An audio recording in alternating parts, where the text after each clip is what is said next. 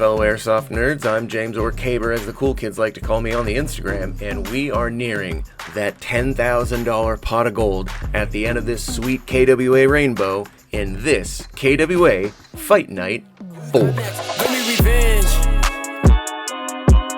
Overall, I think what we're going to see is a lot more seriousness in this competition as far as preparation and like mindset and things like that, because at Fight Night 3, KWA announced the winner of this season will take home $10,000. That's a lot of high kappa slides and Korean barbecue. For me, this is the breakaway bracket because everyone at this stage in the event has had to knock someone off their high horse. In some cases, they've knocked maybe 2 or 3 competitors off their high horse, but everyone has had to fight for a spot here. Let's start this off by talking about Young versus Crisis. I knew Young was good. I've been a fan of his since before he was a jerseyed member on Union. Because he was making so much noise at Tech City, I'd heard about it in my kingdom up in the north. I did not think he was going to do that well against Manny, so I'm personally cheering for Crystal on this one because Young's knocked off 2 Airsoft dads. Someone's got to take this puppy out and put him back in his kennel. Crystal, I know you're watching. I'm sorry. I love you, and this is going to sound kind of backhanded. Crystal or Crisis has not been challenged or tested yet in any of the matches she has been in. Hot take, I'm going to say it. When she went against Agent Osiris, she mopped the floor with him, and we didn't really get to see her skill set come through in that. If we go back to Crystal's match against Rose, it wasn't a challenge for Crystal because all Crystal had to do was capitalize on the fundamental and positional mistakes that Rose was making, and she won. Crystal's a counterpuncher. She's one of the best counterpunchers in the game. But I don't think that's going to work against Young. Whereas Crystal's opponents weren't on the same level as her, I just don't think Crystal's on the same level and Young. This kid is fast, he's aggressive, he's accurate. Watch his snapshots against Manny, and you're talking about Manny is one of the greatest dudes to ever play the game who doesn't really make mistakes, and Young was snapshotting him like it was nothing. Valiant really surprised me. Not only did he win against Alex from 1S1K, he did pretty dang good. Virus did technically beat Gunner, but unfortunately Virus has to be like a responsible adult.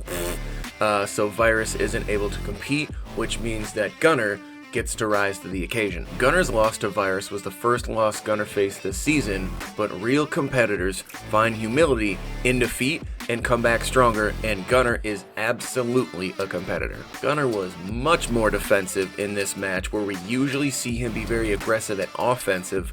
Gunner needs to get back to his roots and be the one leading the dance and pushing the pace. Valiant clearly did something to prepare himself, because if you watch his match against Alex, Valiant didn't have that lost in the lights look that some players will have if they haven't been in the jungle before. If Valiant wants to win, he's going to need to work on his barricade shooting and shooting off of both his right and his left shoulder, because Gunner is absolutely the kind of player that just needs a little bit of that skin to pop out and he's got your number. I don't think this is an even money match, but I also don't think you're really going to see one player blow the other completely out of the water. Now that we know what's at stake, I think what we will see is a better preparation and a better performance on both players. However, I think that a better, more prepared Gunner beats a better, more prepared Valiant. But Valiant is the underdog to what? If there is any underdog on this card that can surprise us and take a dub, it's going to be Valiant. Good news! Rangerette isn't going to be completely blown out of the water by Dom like Undead Fred did. Hey James, didn't you predict that was going to happen? Yes. That's so weird. Not really. Bad news is my money is again on Dom. Rhett was losing the first half of his match against Vince from Captive, but if Rhett has any superpower, it's the ability to adapt, and it's that ability to adapt that got him the win. However, it was a really close match on the scoreboard. Against a freaking pistol sniper like Dom, Rhett is really going to need to reduce his light use and his trigger spam, because those two were constantly giving his position away to Vince, and we've seen Dom one-ball dudes like it's a video game on easy mode. If Dom can see you, Dom can one-ball you, and Ranger Rhett cannot say the same. I'm curious to see if Rhett will switch to his actual trigger finger and go away for his middle finger, because at the highest level of competition, In real pistol shooting, even in airsoft pistol shooting competitions, you don't see winners using their middle finger. You just don't. The middle finger's for spam, the index finger's for accuracy. Red's biggest key to victory will be to keep Dom out of the center of the field, because that's where Dom lives. Once Dom settles in the center, he owns that map and he lets his opponent make a mistake that reveals their position and he capitalizes. Dom doesn't care as much about the objectives as he does the elimination. If Red goes out there and tries to get in a gunfight with Dom, it'll be a short match with Dom being the victor. The airsoft equivalent for a Thrilla in Manila is Rooster and Ryan.